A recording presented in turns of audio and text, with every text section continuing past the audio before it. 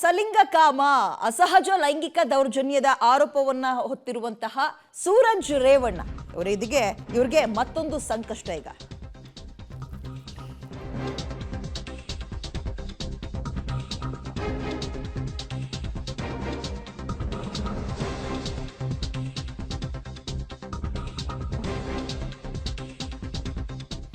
ಎರಡನೇ ಅಸಹಜ ಲೈಂಗಿಕ ಕೇಸ್ ಇವ್ರ ಮೇಲೆ ದಾಖಲಾಗಿದೆ. ಸೂರಜ್ ಬ್ರಿಗೇಡ್ನ ಖಜಾಂಚಿಯಿಂದ ದೂರ ಹೋಗಿದೆ. ಹೊಳೆನರಸೀಪುರ ಮೂಲದ ಸಂತ್ರಸ್ತನಿಂದ ದೂರು ದಾಖಲಾಗಿದ್ದು, ದೂರ ಆಧರಿಸಿ ಹೊಳೆನರಸೀಪುರ ಗ್ರಾಮಾಂತರ ಠಾಣೆಯಲ್ಲಿ ಮತ್ತೊಂದು ಎಫ್ಐಆರ್ ಆಗಿದೆ. ಐಪಿಸಿ ಸೆಕ್ಷನ್ 377, ಐಪಿಸಿ ಸೆಕ್ಷನ್ 342 ಹಾಗೂ 506 ಅಡಿ ಕೇಸ್ ದಾಖಲಾಗಿದ್ದು, ಗನ್ನಿ ಕಡದ ತೋಟದ ಮನೆಯಲ್ಲಿ ದೌರ್ಜನ್ಯ ನಡೆದಿರೋದ್ರ ಬಗ್ಗೆ ದೂರನ್ನ ಕೊಟ್ಟಿದ್ದಾರೆ. ಈತ ಕಳೆದ 2-3 ದಿನಗಳಿಂದ ನಾಪತ್ತೆಯಾಗಿದ್ದ ಮತ್ತು ಸೂರಜ್ ರೇವಣ್ಣ ಅವರ ಪರವಾಗೇ ಇದ್ದಿದ್ದು. ಬಟ್ ಈಗ ಅವರ ವಿರುದ್ಧವೇ ದೂರನ್ನ ಕೊಟ್ಟಿದ್ದಾರೆ. ಹತ್ತಿರದವರಿಂದಲೇ ಸೂರಜ್ ರೇವಣ್ಣನಿಗೆ ಇದೀಗ ಕಂಟಕ ಎದುರಾಗಿದೆ. 4 ವರ್ಷಗಳ ಹಿಂದೆ ಕರೋನಾ ಟೈಮ್ನಲ್ಲಿ ಲೈಂಗಿಕ ದೌರ್ಜನ್ಯನ ಎಸಗಿದ್ರು ನನ್ನ ಮೇಲೆ, ಅದು ಕೂಡ ಗನ್ನಿ ಕಡದ ತೋಟದ ಮನೆಯಲ್ಲಿ ಅಂತ ಆರೋಪ ಮಾಡೋದ್ರ ಮುಖಾಂತರ ಹೊಳೆನರಸೀಪುರದಲ್ಲಿ ಕೇಸ್ ದಾಖಲಾಗಿದೆ ಸೂರಜ್ ರೇವಣ್ಣ ವಿರುದ್ಧ.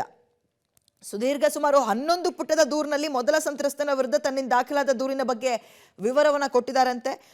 ಇದೀಗ ಏನೆಲ್ಲ ಇದೆ ಅನ್ನುವಂಥದ್ದನ್ನ ನೋಡ್ತಾ ಹೋಗೋಣ. ಸೂರಜ್ ರೇವಣ್ಣನಿಗೆ ಇದೀಗ ಮತ್ತೊಂದು ಸಂಕಷ್ಟ ಎದುರಾದಂತೆ ಕಾಣಿಸ್ತದೆ ತನ್ನ ಆಪ್ತನಿಂದಲೇ. ಈ ಅಸಹಜ ಲೈಂಗಿಕ ದೌರ್ಜನ್ಯ ಕೇಸ್ನಲ್ಲಿ ಇವತ್ತು ಸೂರಜ್ ರೇವಣ್ಣ ಅವ್ರನ್ನ ಕರೆದುಕೊಂಡೋಗಿ ಸ್ಥಳ ಮಹಜೂರು ಮಾಡ್ತಾರೆ, ಮೊದಲ ಸಂತ್ರಸ್ತ ಕೊಟ್ಟಂತಹ ದೂರಿನ ಮೇರೆಗೆ.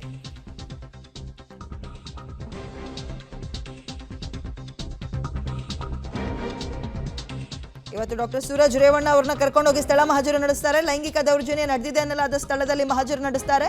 ಹೊಳೆನರಸೀಪುರ ಗನ್ನಿ ಕಡದ ತೋಟದ ಮನೆಯಲ್ಲಿ ಲೈಂಗಿಕ ದೌರ್ಜನ್ಯ ನಡೆದಿತ್ತು ಅಂತ ಆ ಸಂತ್ರಸ್ತ ಆರೋಪ ಮಾಡಿದ್ರು. ಈಗ ಎರಡನೇವರು ಕೂಡ ಅದೇ ಜಾಗವನ್ನದೇ ಹೇಳಿದ್ದಾರೆ, ಕಂಪ್ಲೇಂಟ್ ಕೊಟ್ಟಿದ್ದಾರೆ.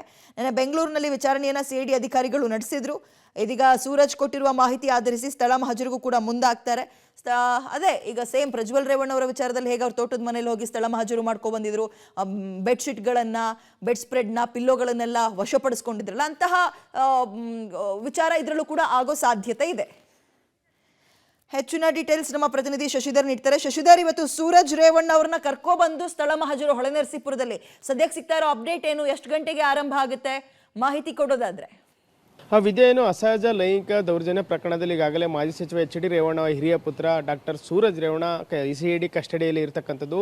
ಮೊದಲ ಸಂತ್ರಸ್ತ ಏನು ದೂರ ನೀಡಿದ್ದಾನೆ, ಹೊಳೆನರಸೀಪುರ ತಾಲೂಕಿನ ಗನ್ನಿಕಡ ಫಾರ್ಮ್ ಹೌಸ್ನಲ್ಲಿ ಜೂನ್ 16ರಂದು ನನ್ನ ಮೇಲೆ ಲೈಂಗಿಕ ದೌರ್ಜನ್ಯವನ್ನು ಎಸಗಿದ್ರು ಅಂತ ಹೇಳಿ ದೂರ ನೀಡಿದ್ದಾನೆ. ಆ ನಿಟ್ಟಿನಲ್ಲಿ ಈಗಾಗಲೇ ಸಿಐಡಿ ಕಸ್ಟಡಿಯಲ್ಲಿ ಇರತಕ್ಕಂತಹ ಡಾಕ್ಟರ್ ಸೂರಜ್ ರೇವಣ್ಣ ಅವ್ರನ್ನ ಇಂದು ಮಧ್ಯಾಹ್ನದ ನಂತರ ಅವರ ಫಾರ್ಮ್ ಹೌಸ್ಗೆ ಕರ್ಕೊಂಡು ಸ್ಥಳ ಮಹಜೂರನ್ನು ಮಾಡಿ ಅವರಿಂದ ಹೇಳಿಕೆಯನ್ನು ಪಡೆಯಲು ಈಗಾಗಲೇ ಎಲ್ಲ ಸಿದ್ಧತೆಯನ್ನು ಮಾಡಿಕೊಳ್ಳಲಾಗಿದೆ. ಅಲ್ಲದೆ ಗನ್ನಿಕಡ ಫಾರ್ಮ್ ಹೌಸ್ ಏನಿದೆ ಅದರ ಸುತ್ತಲೂ ಸಹ ಬಿಗಿ ಪೊಲೀಸ್ ಬಂದೋಬಸ್ತ್ ಮಾಡಲಾಗಿದೆ. ಯಾಕೆಂದರೆ ಸೂರಜ್ ರೇವಣ್ಣ ಅವರ ಬಂಧನ ದಿನವೂ ಅಲ್ಲಿ ಸಾಕಷ್ಟು JDS ಕಾರ್ಯಕರ್ತರಿರ್ಬೋದು, ಅವರ ಸ್ನೇಹಿತರು, ಆಪ್ತರಿರ್ಬೋದು, ಎಲ್ಲರೂ ಸಹ ಸೇರಿದ್ರು. ಹಾಗಾಗಿ ಇಂದು ಬಿಗಿ ಪೊಲೀಸ್ ಬಂದೋಬಸ್ತನ್ನು ಮಾಡಲಾಗಿದೆ.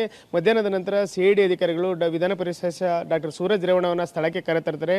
ಆ ಸಂತ್ರಸ್ತ ಏನು ಆರೋಪವನ್ನು ಮಾಡಿದ್ದಾನೆ ಆ ಎಲ್ಲ ಜಾಗದಲ್ಲಿ ಏನು ಮಹಜರನ್ನು ಮಾಡಿ ಹೇಳಿಕೆಯನ್ನು ಪಡೀತಾರೆ. ಅವರು ಹೊಳೆನರಸೀಪುರದ ಗನ್ನಿಕಡ ಫಾರ್ಮ್ ಹೌಸ್ ಏನಿದೆ ಅದರ 2ನೇ ಅಂತಸ್ತಿನಲ್ಲಿರ್ತಕ್ಕಂತಹ ರೂಮಿನಲ್ಲಿ ಜೂನ್ 16ರಂದು ನನ್ನ ಮೇಲೆ ಅಸಹಜ ಲೈಂಗಿಕ ದೌರ್ಜನ್ಯವನ್ನು ಎಸಗಿದರೆ ಅಂತ ಆತ ದೂರಿನಲ್ಲಿ ಬರೆದಿರೋದ್ರಿಂದ ಇನ್ನು ಮಧ್ಯಾಹ್ನ ನಂತರ ಸಿಐಡಿ ಅಧಿಕಾರಿಗಳು ಸ್ಥಳ ಮಹಜೂರು ಮಾಡುವಂತ ಒಂದು ಸಾಧ್ಯತೆ ಇದೆ. ವಿದ್ಯಾ, ವೆಲ್, ಥ್ಯಾಂಕ್ ಯು ತಮ್ಮ ಡೀಟೇಲ್ಸ್ಗೆ.